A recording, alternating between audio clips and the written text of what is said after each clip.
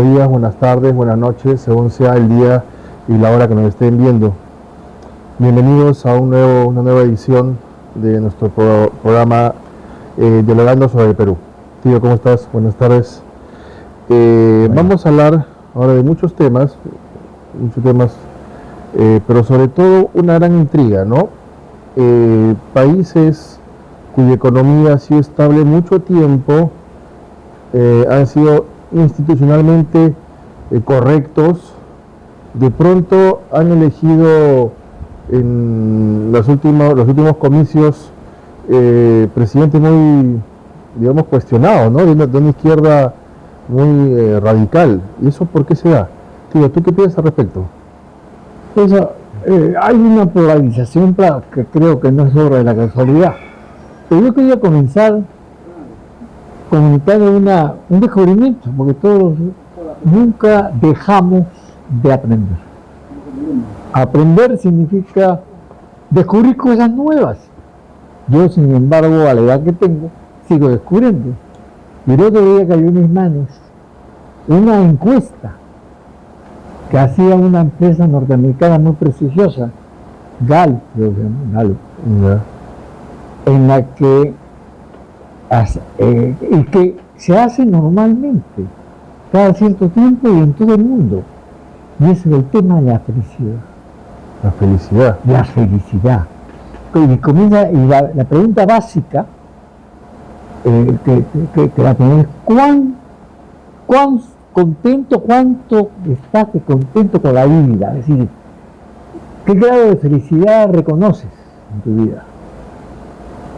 Con otras palabras, ¿eres feliz o no? Esa es la pregunta. ¿Y tiene alguna relación la alegría con la felicidad? Tiene relación, pero son distintos. La risa es es alegría, producto puede ser pues, de una cervecita, por ejemplo, o de un chiste contado, ¿no? De cosas fortuitas. Un pueblo que ríe, que baila, como los caribeños, como los brasileños, por ejemplo, pero no creo que no sea felicidad. La felicidad se entiende, de acuerdo a esta encuesta, con las sociedades donde los pueblos están en mejor estatus, mejor situación, en la que se han logrado objetivos de justicia. En los pueblos donde hay pobreza extrema, carencias absurdas, tremendas, en esos pueblos no hay felicidad. Puede haber risa, alegría, pero no hay felicidad. Y en esa encuesta, por supuesto que los que encabezan esa encuesta son los países nórdicos. Y no es coincidencia, por eso la respuesta que te digo, porque los países nórdicos son los que tienen los más altos índices de prosperidad, de justicia, de equidad.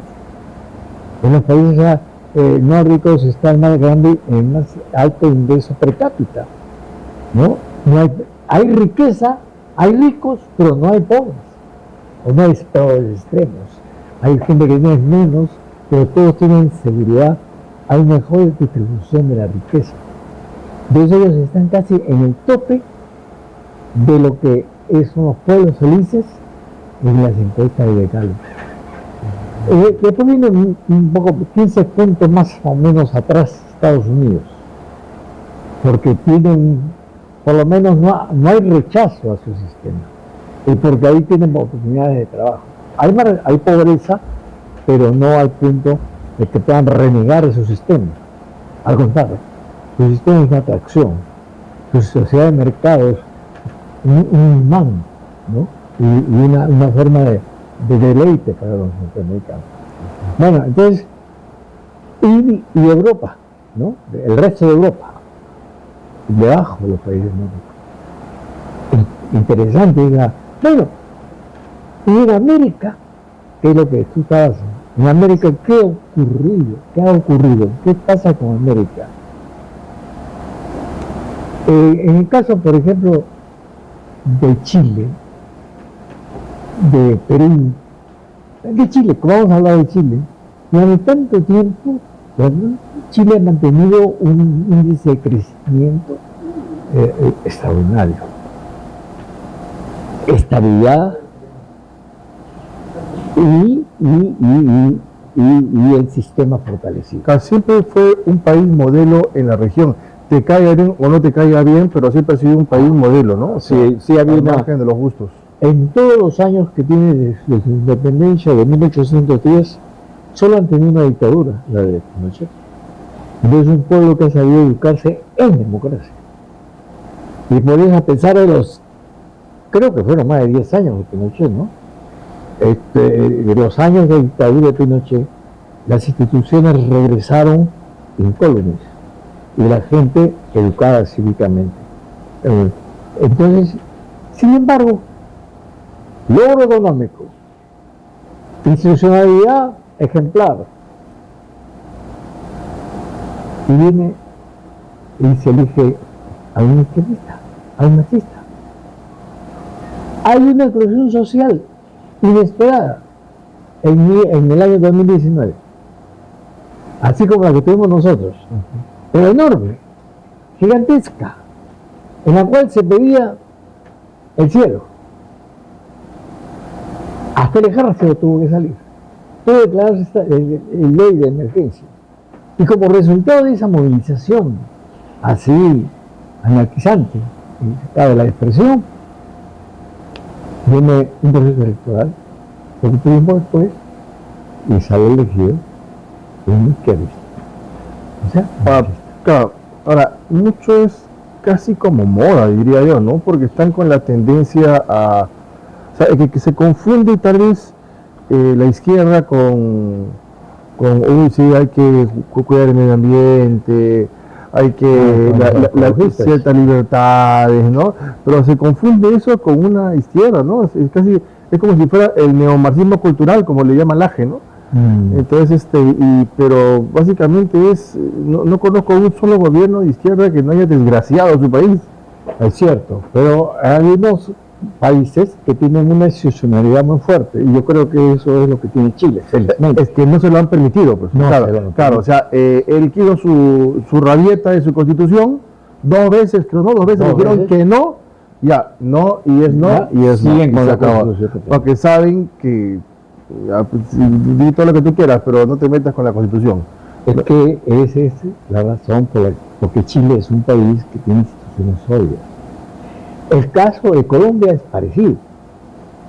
Colombia, después del famoso levantamiento de Gaitán, que provocó el Bogotazo, una mortandad increíble, que fue originado por el asesinato de Gaitán, más demagogo no podía serlo.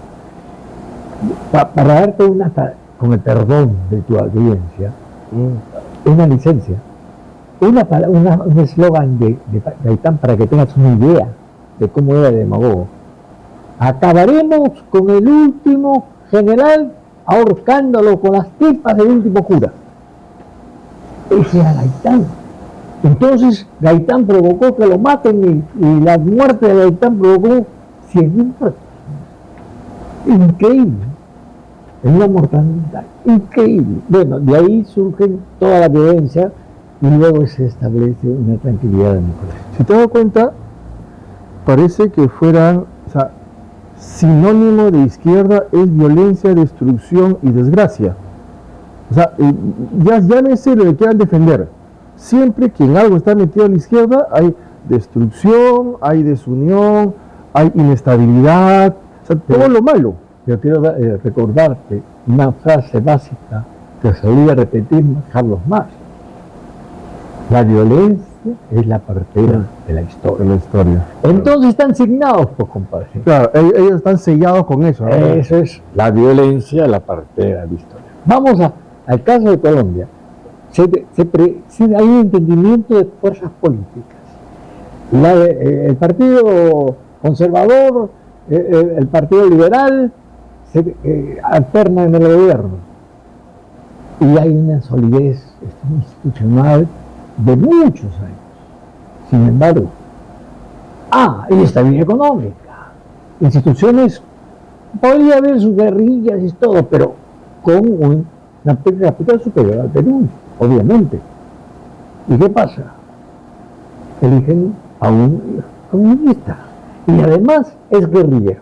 No, y lo que llama la atención, como te conté fuera de cámaras, que por ahí ha salido un loco un noruego que lo quiere poner, o sea, lo quiere proponer para Premio Nobel de la Paz. Sí, es una locura, pues eso no responde, no resiste el menor análisis, ¿no? Yo creo que ese tipo estaba medio desquiciado, ¿no? ¿Sabes cuál es la calificación?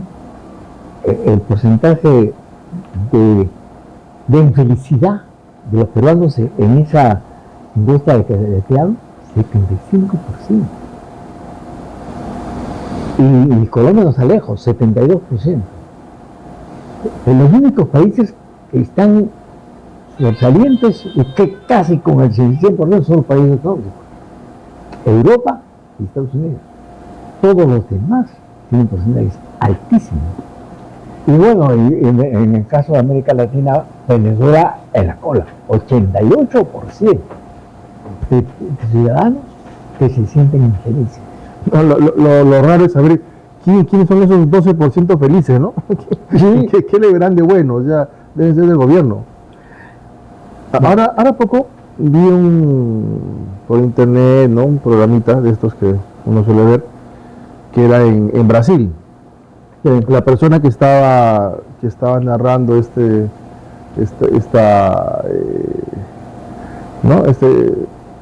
programa, él estaba en Brasil y él señalaba, ¿no? Que Brasil es un país sumamente violento. Mira, y uno piensa que es bien alegre, ¿no? Y mostraba, ¿no? Cómo la gente cuando bajaba del metro, bajaba con su mochila hacia adelante y abrazada. Así bajan. Y él ponchaba eso, ¿no? Y ponchaba que en cada 2 cuadras, en fin, habían policías, porque Brasil uno piensa que es alegre, todo, ¿no? Pero es un país muy violento. Yo le cuento alguna anécdota. Cuando estuve en Sao Paulo, me fui a ver... Justamente en Sao Paulo fue me fui a ver las vitrinas, pues, los bazares, ¿no? Más que para comprar, por curiosidad, ¿no? Y de repente veo un cierrapuertas increíble y un señor que sale del bazar que yo estaba mirando, me mete a su bazar y cierra la... ¿Qué es esto? ¿Qué pasa? ¿Qué pasa? Que está bajando los niños ladrones. Bandas enormes de niños dirigidos por otros mayores que asaltaban a su paso y le dejaban, filmaban a toda la gente que encontraban en el camino. Entonces, como ya había una red de aviso, ya les habían comunicado, y entonces toda la gente comenzaba a cerrar sus puertas. Que usaban a los niños para hacer esas maldades porque saben que a los niños no se les puede... Además, bajaban de la falda de la pobreza. Claro, extrema. Es extrema, ¿no? Definitivamente. Pero, siguiendo con el caso de Triángulos Rojos y la consolidación que se da en esos países, la única exclusión es Argentina, porque si observas, Chile, Perú tuvo el problema, el nuestro fue también catastrófico, ¿no? Después de tener, mira, en 1905 a 1911 y de 1911 a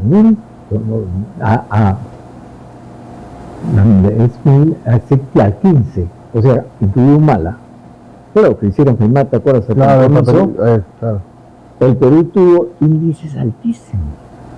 Claro, yo creo que Humala puso piloto automático. Del gobierno anterior, que era de Alan, creo. Claro, ¿No? De Alan. Entonces puso piloto automático porque... No, además hubo un compromiso. Que firmó ante la iglesia y todas las instituciones. Claro. En público. Y firmó. Le hicieron firmar. Si no ganaba la segunda vuelta. Ganaba la señora Fujimori. Y el que le hizo firmar, lo obligó a firmar ese compromiso fue Vargas Llosa. Yo recuerdo bien que para mí es una actitud humillante, porque a mí no me va a venir por muy laureado por escritor que sea, me dio candidato presidencial de mi país. Y usted me firma esto, si no votamos por usted. Claro. Pero él se sometió a todo eso por ser presidente. Bueno, pero para suerte nuestra, esos 2 periodos significaron una estabilidad económica un porcentajes altos de crecimiento y de reducción de la pobreza extrema. Evidentemente se redujo la pobreza extrema. Creo que hasta Humala fue que estuvimos en una democracia lineal, ¿no? Después ya vinieron las caídas, golpes y... Ahí ya viene, cuando termina el gobierno de Humala, comienza ahí viene la elección de un octogenario, de Kuczynski, que pues le recomendaron al vicepresidente Vizcarra y que ni lo conocía, lo llamó, lo llevó como vicepresidente de la República, pero un anciano, realmente un anciano, ya establecido. ¿Cómo podía manejar un país? Tuvo todas las posibilidades, porque había reservas en crecimiento, había un índice de desarrollo intenso. Había dos gobiernos que habían antecedido y que le habían dejado un país en marcha.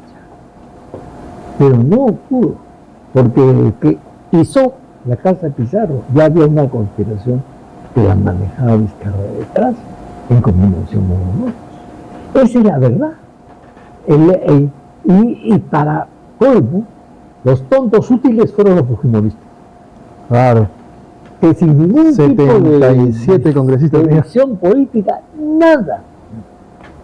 Esa política de presión hasta obligarlo a la renuncia, porque lo tenían asustado con la vacancia, que finalmente terminó renunciando, fue perniciosa, totalmente, y absurda, ¿no? ¿Qué seguridad tenían ellos en este señor Vizcarra? Ninguna. Mira tú lo que vino después. Él no puede manejar la situación del Estado y viene un presidente, dos presidentes, tres presidentes, como si estuviésemos en la época del anarquismo militar del siglo XIX. Bueno. Uno por año. Entraba por una fuerza y por la otra. Eso, bueno. ¿Y qué pasó entonces?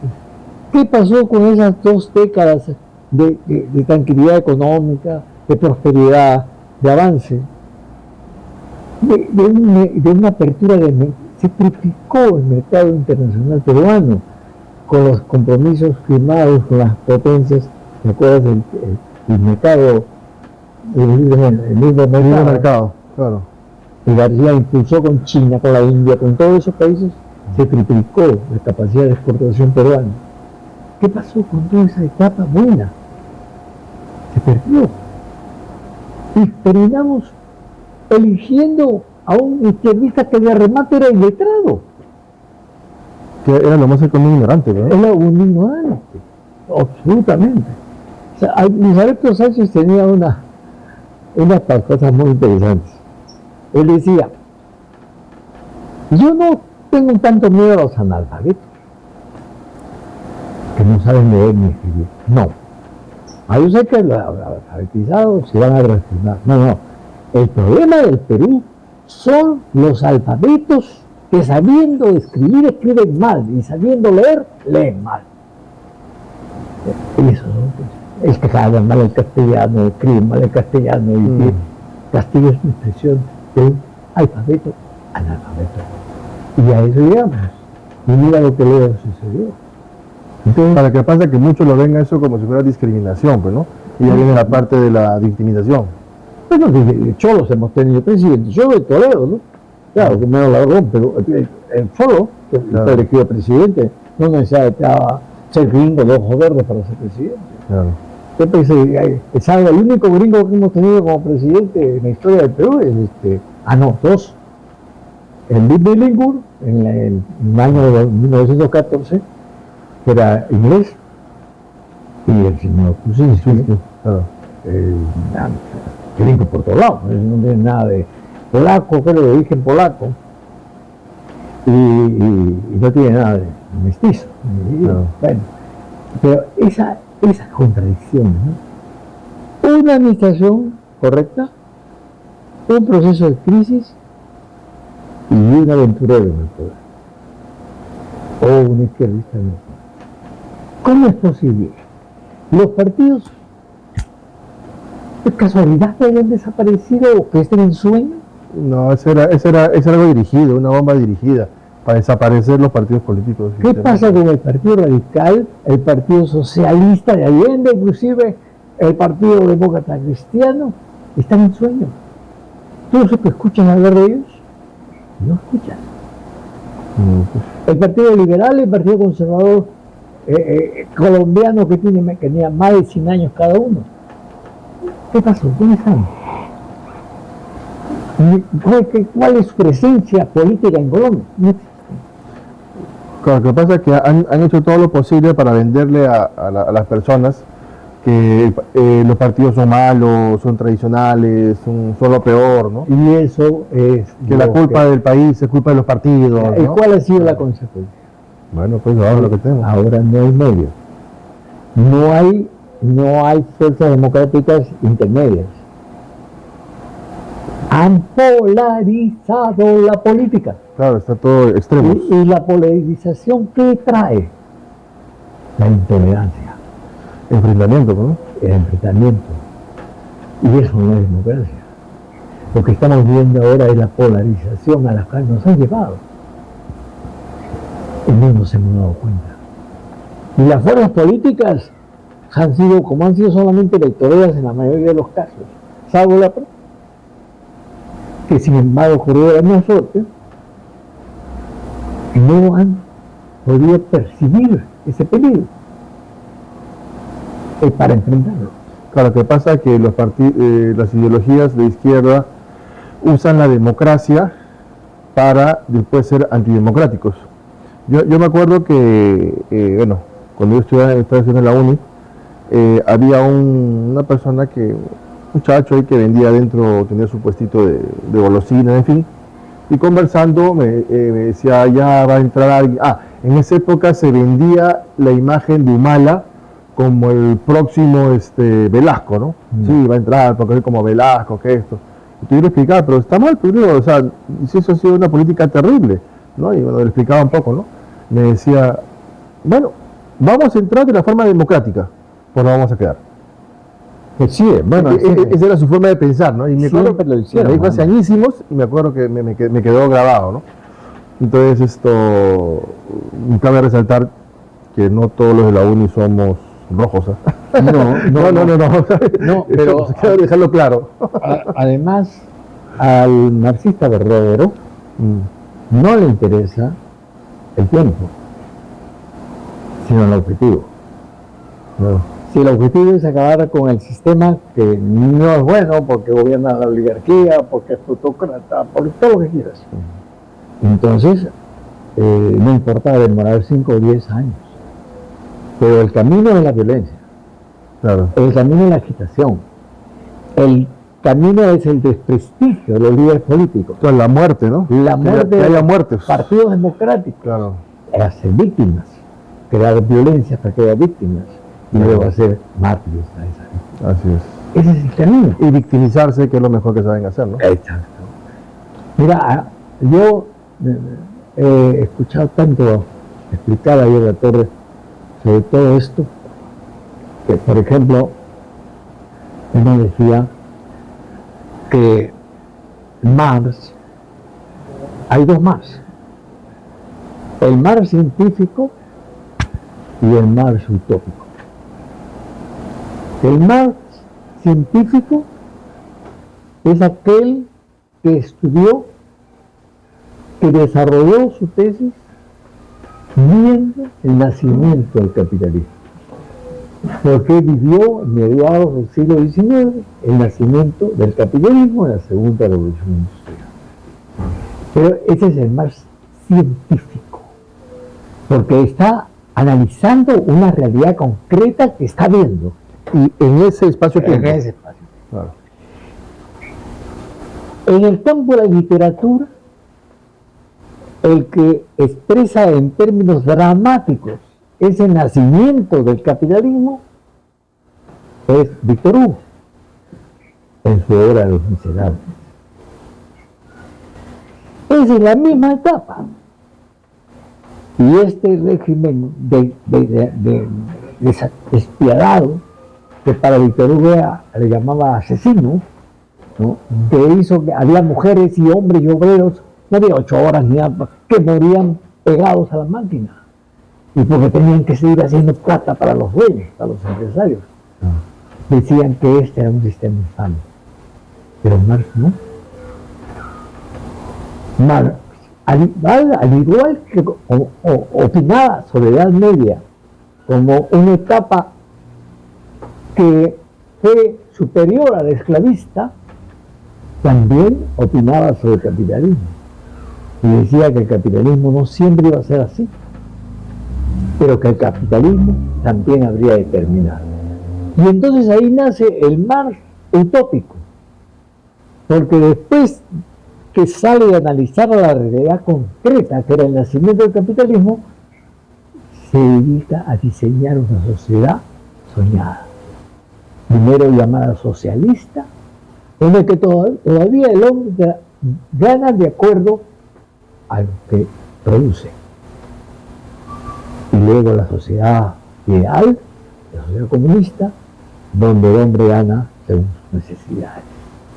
Pero para allá, ese era el más utópico, ese no era el Marx científico, ese se quedó en el análisis del nacimiento del capitalismo. Los comunistas criollos ignoran o quieren desconocer o no conocen que Marx fue inglés, europeo, y que para él no existía América. Y cuando trató a América en sus escritos, lo maltrata a Bolívar acusándolo con los peores adjetivos, justifica la invasión norteamericana a México, justifica la invasión y conquista de la India por los ingleses. Porque para él, europeo, ¿qué cosa crees que eran esos avances? El avance de la civilización. Norteamérica era Europa, que avanzaba civilizando a un país salvaje como México, ¿no? Esa era su mentalidad. Entonces no existía América para él. Él es un extraordinario científico de la historia. El materialismo histórico, que es una de sus obras cumbres, es una delicia leerlo. Y analiza el proceso de lo que se llama el comunismo primitivo, salvaje, bárbaro, el nacimiento del Estado esclavista, la etapa de la esclavitud, cómo es que ella va variando y luego surge la feudalidad, y cómo esa etapa de la feudalidad va naciendo entre sus entrañas la burguesía que dará nacimiento al capitalismo. Hasta ahí Marx es científico. Pero cuando ya habla del capitalismo, dice que el capitalismo va a perecer producto de la superproducción de mercancías, porque no conoció el imperialismo. Él analizaba el capitalismo que desarrollaba en Inglaterra, en Alemania. Entonces decía, ¿y qué va a pasar cuando se acabe este mercado? ¿Qué va a pasar cuando haya superproducción? El capitalismo hay otro mercado. Pero que no existía colonialismo, pero no existía imperialismo. Ajá. Al imperialismo lo conoció Lenin, no lo conoció Marx. Entonces Marx erró en su análisis profético. Fue certero en su análisis. Pero ¿en dónde está América Latina o el Perú en el análisis del materialismo histórico? ¿En qué parte están las culturas incas? La cultura inca, las culturas pre-incas, ¿dónde están? ¿Dónde está la cultura maya? ¿Dónde está la cultura azteca? ¿Dónde están los guaraníes y los araucanos y todos los chipchas colombianos? ¿Dónde están? En ninguna parte, no existen. ¿Por qué? Porque América, salvo Estados Unidos, América desarrolló como un continente aislado del resto. Mientras todos los más viejos continentes se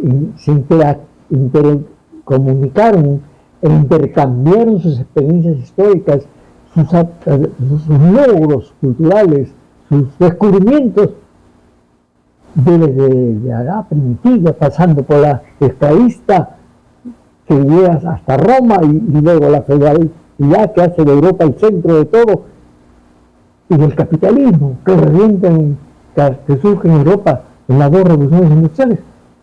Mientras todo eso ocurre, América no existía,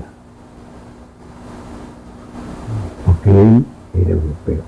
Ahora, ¿no será que para Marx los americanos éramos ciudadanos de segunda clase, digamos, algo así? No, es que no simplemente no se tomaba todo en cuenta. Marx era un científico de la historia. Claro, pero no les interesaba. Quien desarrolló el materialismo histórico tiene que ser un genio, no cabe duda. Es un desarrollo extraordinario del proceso de la humanidad. Pero América está excluida. Por eso, porque lo ven como segunda clase, eso no les interesaba. Sí, es que él es europeo, pues. Él, con visión europea, veía el mundo. Y cuando se trataba de América, dice que sí. ¿Qué hace México, este país de salvajes? Que a los norteamericanos avancen. Por eso, en la guerra. lo veía justamente con eso, como segunda clase, así. Ellos son.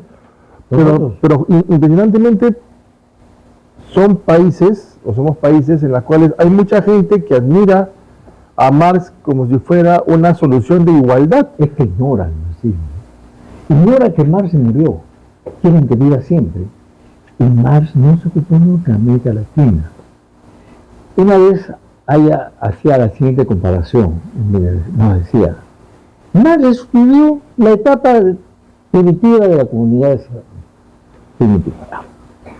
El nacimiento del Estado esclavista, el nacimiento de la feudalidad, el nacimiento del capitalismo, el crecimiento de la niñez a la adolescencia, y ahí se murió. Y nunca supo que si tú viajas de Lima a la selva, vas a salir del núcleo capitalista de Lima al sur, donde estaban los centros feudales hasta los años 70, o las comunidades campesinas que te recordaban a la comunidad antigua. Llegabas a la selva y había caníbales, todos en un mismo espacio histórico. O sea, tú viajabas de Lima a la selva y estabas viajando por todas las etapas de historia que los viejos continentes surgieron una por una en ese orden. Entonces, ¿cómo podía interpretar la realidad de América Latina si no la conocía? No la conocía. Esa era la diferencia. Pero, lo que llama la atención, por ejemplo, tú escuchas hablar a alguien como, no sé, ¿cómo se llama este? A Cerrón, ¿no? Que dice, yo soy marxista, leninista, maoísta y no sé qué cosa más. Pero si te das cuenta, se siente marxista cuando ese Marx veía como ciudadano de segunda clase a la gente como Cerrón. Por eso es lo que me parece... No, lo que ocurre es que el marxismo dejó de ser una fuente científica en el momento que ya se tomó, ya lo quisieron hacer eterno, ¿no? Hicieron que siga viviendo cuando ya estaba muerto. Claro. Una vez, Ramiro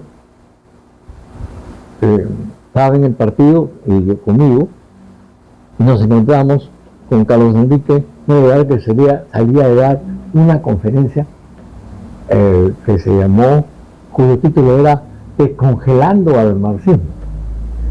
Y entonces, ¿cómo no estaba maestro? Que ahí le dijo a Ramiro, pues hijo, ¿para qué vas a descongelar al marxismo? Déjalo que esté bien congelado. Ramiro era de ese tipo, pues era muy gracioso en sus apreciaciones históricas. Además, y creía mucho era un hombre que veía en la dialéctica, y por lo tanto, por eso, ahora que vamos a...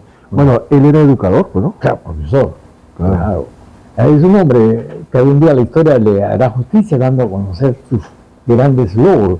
Él es el padre de la democracia en este país, porque hasta 1956 solamente habían vivido dictaduras, tiranías, unas más fuertes, otras más débiles, pero tiranías. donde no había libertades de ningún tipo, que había corpus, que comisión de la verdad, que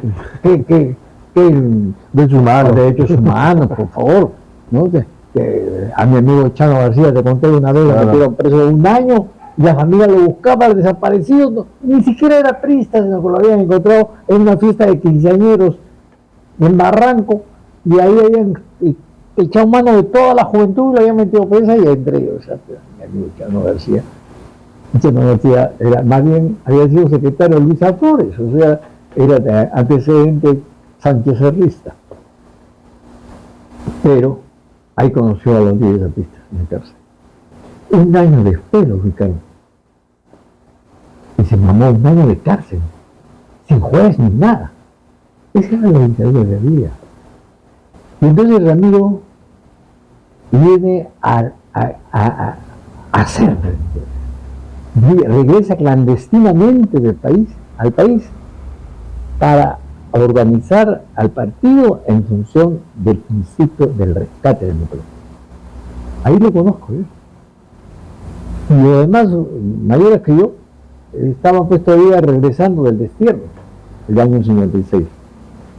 Y él decide la candidatura a Prado, que había sido perseguidor de los zapistas, pero la garantía de que se cancelaba una etapa de terror.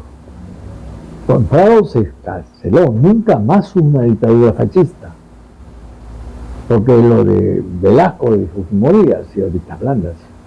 No ha habido presos ni muertos en las calles, ni mucho menos, ¿no? Pero en las épocas de Odría para atrás, la cosa era espantosa en el Perú. Entonces, Ramiro tiene ese privilegio que nadie ha tocado todavía como en la historia, de ser el padre de esta democracia. Porque hoy estamos viviendo, lo poco o mucho de libertad que haya, es obra de ese hombre, de ese maestro de escuela, del que nadie la torre decía que era una mezcla peruana y francés. ¿Por qué decía que era una? Porque nació en Huancayo y porque su abuelo era francés. Ahora, su participación en la historia del Perú es básicamente a lo que es, enraizar lo que es la verdadera democracia. Yo estaba pensando ahorita, ¿por qué muchos países comunistas se autoproclamaban democráticos? Si te acuerdas, la República Democrática de Alemania, y eran comunistas. Pero por ahí la República Democrática de Corea, ponte, y era comunista. O sea, todo lo que ¿por qué se autoproclaman algo que hoy tiene un concepto de democracia muy diferente? No hay democracia ahí. Lo que pasa se lo usan como una bandera, como un eslogan. La vez pasada escuché hablar, la verdad que casi nunca escucho hablar a este congresista, ¿cómo se llama? Bermejo, ¿no? Que Terruco. ¿Ya? Y hablaba hablaba de la democracia en Cuba y decía que lo que pasa es que no se entiende la democracia de Cuba porque es una democracia piramidal. Y decía, ¿qué es eso? ¿Qué está aquí? O sea, el tipo... Claro, porque si estás hablando de piramidal, estás hablando que la cima del poder está aquí arriba y hay una línea vertical, o sea, una dictadura. Claro, entonces, democracia piramidal. Entonces yo dije, una pirámide, hay alguien que manda, y la base súbditos está abajo. Entonces, ¿dónde está la democracia? No hay de tal. No, ¿te das cuenta la tontería? O sea, entonces, ¿por qué la usan? Ellos usan la democracia para agudizar las contradicciones y destruirla. Ese es su objetivo. La polarización existente es creada por ellos. Han creado el vacío de la parte central de los grupos no extremistas en todas partes, no solo en el Perú. ¿Dónde está el Partido Liberal? ¿Dónde está el Partido Conservador? ¿Dónde está el Partido Radical, el Partido inclusive el de Allende? También lo han silenciado. Entonces, en el momento que tú destruyes a los partidos, se lleva del centro, estás propiciando la polarización. Y la polarización es la institucionalización de las de los enfrentamientos, y la intolerancia. Y ese es el mal, el principio del fin de una democracia. Para defender la democracia tenemos que participar en la lucha desde la base social. Los partidos políticos se han alejado de la base social, incluido el APRA, que nació en la base social.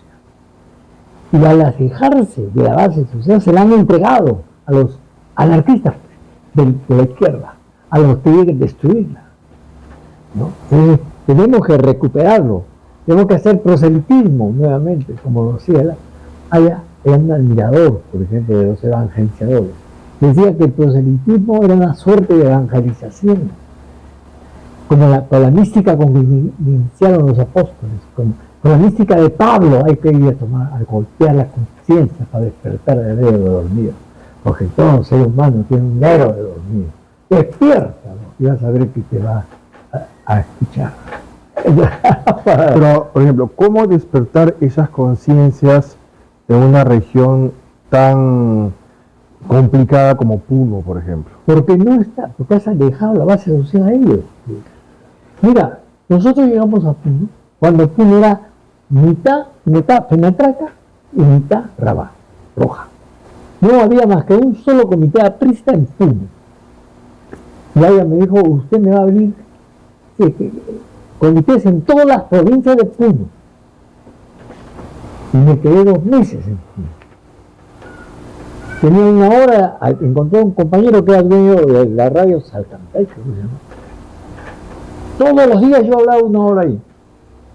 Y comencé a abrir comités y comenzaban a aparecer los compañeros. Y para rematar, y ahora me dijo, ¿qué vas a hacer? ¿Te vas a salir a desentender de Puno? No. Ahora me llevo al único hombre que no le van a tirar piedras para hacer un mitin y recorrer todo el departamento. ¿A quién? Arnaldo Dorado. Al rey de las curvas. Y tengo todavía mis fotos. Recorrimos todas las provincias de Puno, inaugurando comités distritales. No éramos una fuerza política, pero teníamos presencia. No le hemos dejado el terreno a los rojos anarquistas. ¿Ah? Ese es el problema de nuestra democracia, que no ha sabido defenderse. Regresé, pues me equivoqué en algo. Sí nos tiraron piedras. En Guancané nos tiraron una cantidad de piedras, ninguna nos cayó. Yo no, Pero ¿cuál fue el motivo de esas piedras? Simplemente porque... Yo me llevaba a Arnaldo porque Arnaldo era el único cayaplista que no lo discutieron. Arnaldo era un ídolo deportivo. Me acuerdo que inclusive con el mundo, cuando estaba libre, en la época de día, íbamos cuando había carreras el 1 de mayo, Arnaldo Alvarado tenía después su cochita, que era su ladrillo, un carrito que él mismo lo arreglaba. Le llamaba el rey de las curvas, porque cuando había curvas él superaba a todos sus rivales. Íbamos y lo veíamos llegar a la meta. Plena dictadura, sacando su brazo izquierdo con su pañuelo blanco. ¡Arnaldo! ¡Arnaldo! Y por ahí escuchabas ¡Apra! En plena dictadura. Dictadura, no dicta blanda, de estas que te mataban, que te llevaban a una prisión y tu familia no sabía dónde ya estabas. Podías estar en una isla de Titicaca como podías estar en el Zepa. O moriste. Y no sabía, ni se enteraba. Pero este Arnaldo, por eso me llevé a Arnaldo a Puno. Y por eso, de todas maneras, hice un recorrido de todo el departamento. El Puno tiene de sierra y de selva, ¿sabes? Y recorrimos Puno. Y a quién nos importaba las piedras. Pero predicamos la democracia. Pero eso lo hizo Velatra, solo Velatra. Porque Acción Popular, como bien lo decía Andrés Townsend, es siempre una federación de independientes, con un interés puramente pecuniario, o de apetito de poder. Entonces no había militantes. Los únicos militantes que peleaban ideológicamente en la base eran apristas o comunistas. Cuando el APRA entra en crisis a la muerte de Aguilar Torres, se debilita su base, desaparece la base social y el terreno le quedó a los rojos. de varios matices, porque los rojos se dividieron, se recontra dividieron, no importó. Lo que interesaba era centrar su ideología, Claro. no el partido. O sembrar el odio, que su ideología es el odio. Ellos no buscaban el triunfo electoral, ellos lo que buscaban era la destrucción del sistema. La destrucción del sistema. Esos valores que nosotros creemos, la familia, le hacen perder el respeto a ese concepto consagrado hasta por nuestras creencias religiosas. La familia, la autoridad paternal, maternal. Hay desafíos en los hogares. Es decir, le sacan en cara a los padres de sus ideas, con sus ideas, los ofenden y no se dan cuenta. Y esa es la prédica, la ideologización que han hecho los rábanos en todos estos años. El dique de contención al avance comunista ha sido el APRA. Pero cuando el APRA se debilita por sus propias contradicciones y por las asechanzas y los complots de los enemigos del APRA, entonces le deja el camino libre. Porque ningún otro grupo ha hecho trabajo de proselitista en la base social. Bueno, hace unos años, muchos años, yo fomentaba mucho unas amistades y me acuerdo que tenían una señorita que les ayudaba como empleada del hogar y ella me hablaba de cosas X, ¿no? De cosas de su pueblo, que no me acuerdo muy bien. Y no sé cómo fue que yo le comenté sí, porque nosotros venimos de una familia aprista. Y me acuerdo clarísimo, su reacción fue, qué asco. ¿Sí? Entonces yo dije, o sea, no fue que me molestó, no tanto, sino que me impresionó. Es que es esa reacción. Es. O sea, no decir no decirle por qué o estás mal por tal motivo, nada, simplemente qué asco. Entonces, ¿cómo le habrán pintado eso desde chiquita para que su reacción sea pues tan disparatada, ¿no? Mira, hasta ahora los fiscales no pueden organizar un informe final de todas las barbaridades que inventaron para difamar y terminar de conseguir lo que perseguían, la desaparición de Ana García. Que desapasionadamente fue por razón de los guarismos que te lo gritan, los porcentajes que te ha dejado la historia, el mejor presidente que debe tener el país. Y gracias a eso, Humala también nos enseñó un magnífico gobierno, porque él siguió como te dije, piso, piloto todo automático. Pero ahí se quedó. No le queda otra, pues. Ahí se quedó, porque después vino la anarquía. De estos 6 jinetes del apocalipsis, acá se multiplicó. Hasta Juan se equivocó. Debió pensar un poco en estos especímenes que hemos tenido pasando por la casa de Pizarro. Y ahora hay que recuperarse. ¿Cómo recuperarnos? Primero hay que recuperar esa militancia con mística, con entrega que significó el APRA en su momento. Esa tiene, porque es el APRA el que puede plantear la lucha ideológica para destruir a los comunistas. No hay otra fuerza. La democracia cristiana es un club de buenas gentes, de buenas personas. Acción Popular es una federación de independientes. El fujimorismo es un monstruo de muchas cabezas cuyo único interés es tener poder. Nada más, igual que su jefe, su fósil que tiene por ahí, igualito, como lo señaló él en sus 10 años de gobierno. No, sin ninguna mentalidad, ningún fin, ningún propósito altruista, mucho menos. Entonces, ¿qué queda? Lo único es creérselo con toda la fuerza, con toda la mística, con toda la juventud, que recorra el país y se enfrente ideológicamente con estos destructores que no buscan otra cosa que acabar con el sistema en el que vivimos, con los valores en los que creemos, con la fe que profesamos, con todas las tradiciones de las cuales nos sentimos seguros. Bien, tío, esto es para largo, Sí, así que ya, podemos hacer muchos temas. otros capítulos, porque la verdad que la destrucción de los partidos políticos ha sido el punto de inicio de ahora la debacle de ahora, ¿no? Claro que Definitivamente. siguió el trabajo de Fujimori. Fujimori puso el punto, acabó con las instituciones, ya lo tratamos una vez, prostituyó el Parlamento, invadiéndolo de gente mediocre, a propósito. Hizo burla, sacó a los cómicos para ser los burócratas y metió a los cómicos de la calle para idealizar a los travestis, para hacer chistes que no tenían sentido, que era una cacería completa, ¿no? Ellos son, las dictaduras son las causantes de vivir. Ese falso izquierdismo de Velasco de 12 años y esta dictadura moral, ¿no? Fujimontesista, que nos gobernó 10 años. Ahí nomás, tiene 22 años de antidemocracia. 22 años. Toda una generación, pues.